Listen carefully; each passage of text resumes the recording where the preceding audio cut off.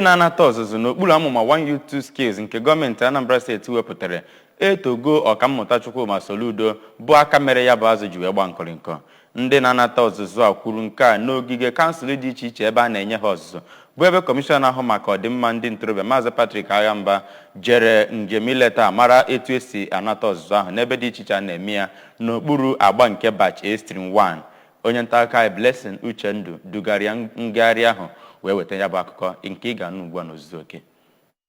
Okpuru ọchịchị ndị agara gụnyere Ọka North, Oyi, Ayamelum, Onitsha North nakwa South, Ọgbaro ya nakwazi Anambra East nakwazi West. N'okwu ya ka onye kọmishọna Maazị Aghamba kọwara na ya bụ njem nlebanye anya bụ nke ọ na-eme iji hụ na ndị ahụ na-erite erere n'ọzụzụ 1U2 Skills bụ ndị nke na-aga ma na-emekwa ihe atụrụ anya n'aka ha wee kwuo na ya bụ ọzụzụ ga-enye aka iji wee mee ka ha bụrụ ndị nọrọ onwe ha n'inwe ọrụ aka ha na-arụ iji wee nye aka hụ na steeti a na-abawanye. Ọ gakwa n'iru wee kwuo na ya bụ ọzụzụ ga-abịa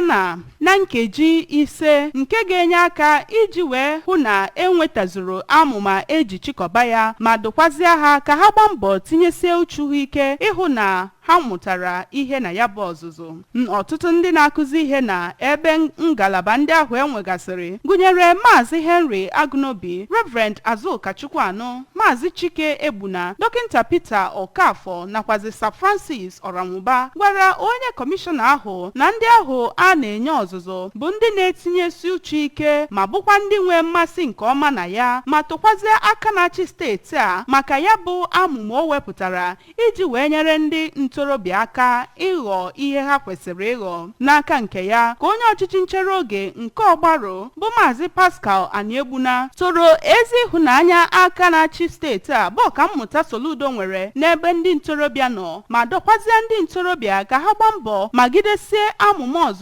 ọzụzụ inwe aka ọrụ abụọ a nke a na-akụzi iji wee mee ka ha nwetazuo ezi ọganiru bụ ịgba. N'aka nke ha ụfọdụ n'ime ndị ahụ na-anata ọzụzụ bụ Chinonye Okoye onye nke si Ụmụọba Anam, Uchenna Nwafọ sikwazi Nsugbe, Chukwuebuka Nzekwu nke si Onitsha, Victor Ụzọ nke si Atani, Flora Nwabụ nwanne ya nakwazi Philomena Udaka nakwazi imerime ndị ọzọ ji obi aṅụrị wee kwupụta na ọ bụ izizi ha na-ahụ ihe dị otu a na steeti a bụ nke gbadoro ụkwụ n'ịkwalite ndị ntorobịa ma kelekwazie aka na-achị steeti a ma kwe nkwa itinyezu ihe niile ha nwere ike ịhụ na ha nwetazuru ihe ndị ahụ ha chọrọ. Ha gakwa n'iru wee too ndị na-akụziri ihe n'ebe ọzụzụ ahụ maka ezi nkụzi ha na-enye ha ma tokwazie onye kọmishọna ahụ na mgbe ọ na-agba ịhụ na ha nwetazuru ihe ndị a. Blessing Uchendu maka akụkọ ụwa ABS.